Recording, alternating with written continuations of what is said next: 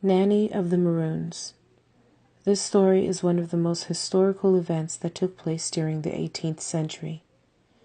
Nanny of the Maroons was born in West Africa in 1686. She was one of many children and was said to be a member of the Ashanti tribe. She and her brothers were captured and brought to the Caribbean through the Atlantic slave trade. Her, amongst several slaves, were brought to the island of Jamaica. Jamaica, formerly known as Santiago, is an island within the Caribbean Sea and south of the United States. It is the third largest island of the Greater Antilles. It lies south of Cuba and west of Haiti and Dominican Republic.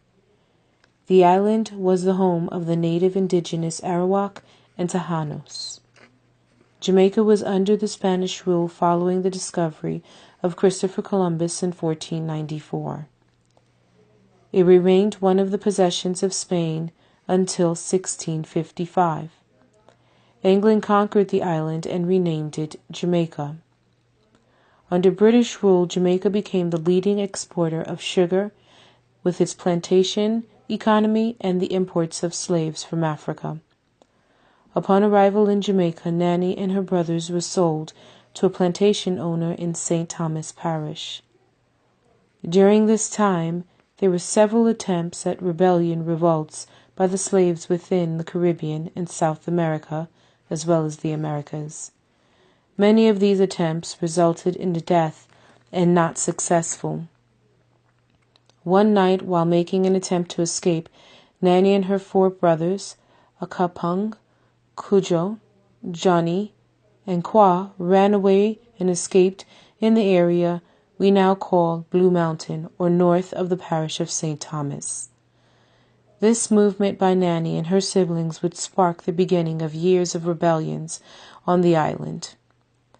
While hiding, Nanny and her brothers split up amongst the rebels and formed small Maroon communities throughout the island. In order to survive, the towns would partake in maintaining their own properties and form communities. Nanny became one of the most noted Maroon organizers. Her communities and rebels fought consistently with the former capturers. For many years, the men and women of the Maroon cities also, along with the Tejano and Arawak natives, would fight and unite against the British. This is the time the Nanny of the Maroons started to rebel and raid nearby slave plantations and help release other slaves who joined their community.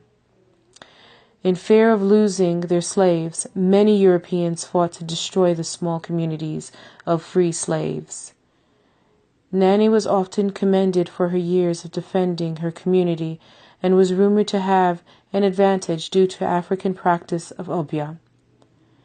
Nanny would maintain her freedom throughout the span of her adult life.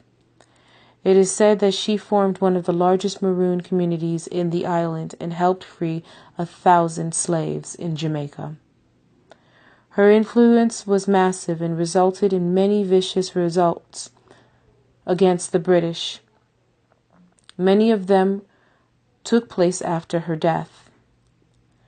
It is legend that the Maroons on this island actually fought their way back to West Africa. This story proved to be very true. Between the time of 1796 and 1800s, 550 Maroons were deported from Jamaica after years of Maroon wars and lived in Nova Scotia. As a result, many of them in the 1800s were sent back to Sierra Leone.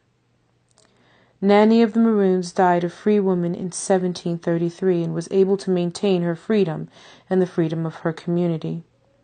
To this day, the towns created by the Maroons can still be found throughout Jamaica. Nanny of the Maroons is not only noted as one of the Caribbean's fiercest revolutionists, she is one of the most noted women in Caribbean history. Years after her death, the island slaves were fully emancipated in 1838. The island itself became independent from the United Kingdom in August 6, 1962. This is a brief history of Nanny of the Maroons.